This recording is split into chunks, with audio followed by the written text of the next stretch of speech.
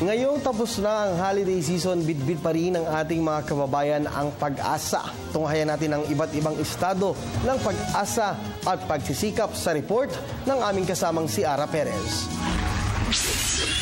Sa nakalipas na pagsalubong sa bagong taon, iba't ibang muka ng kasiyahan ang ating natunghayan. Kung dinagsa ng mga pamilya ang mga pasyala nitong nakalipas na bagong taon at long weekend, mayroon din namang mga mag-anak na piniling sa kalsada na magpalipas ng bagong taon at kanilang mga susunod na araw. Nadatnan namin ang pamilyang ito ilang oras bago ang pagsalubong sa bagong taon. Sama-sama na tila ba pag-aari na nila ang bahaging ito ng kalsada. Dito na kayo magpapalipas sa bagong taon? Opo. Paano natin ipag-iriwang ang bagong taon? Mas makadaming bata? Opo. Yan po, mas masaya po kami pag nga ito, po kami lahat. Yan lang po. Sa gilid naman ng tulay na pagpasyahang magbagong taon ng pamilyang ito, bagay na kanila nang ginagawa sa nakalipas na 3 dekada. Sama-sama po kami pamilya po na malusog po, tapos mga salu-salong konti.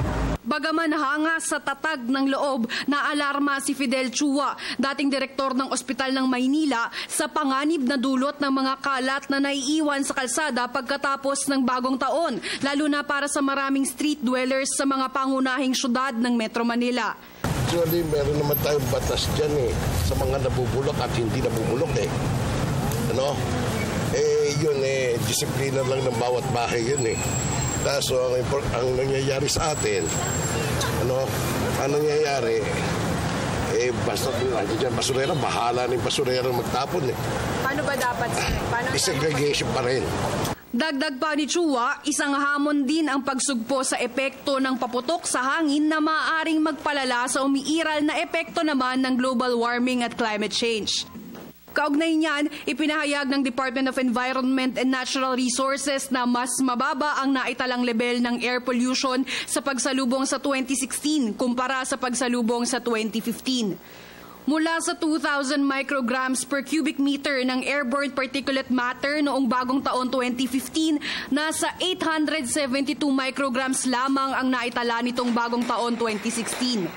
Tradisyon na nga kung maituturing, kaya naman kasing ningning ng mga fireworks display na kumutitap sa langit ang pag-asang dala ng bagong taon sa bawat pamilyang Pilipino. Magkakaiba man ang ating estado, para sa mga pamilyang ito, atin ang 2016. Inaano ko lang naman makapagpatayo ng bahay ng sarili namin bahay sa itong susunod na taon. May pag-asa po hanggat nabubuhay. Di tayo pabayaan ng Diyos. Para sa Telebisyon ng Bayan, Ara Perez.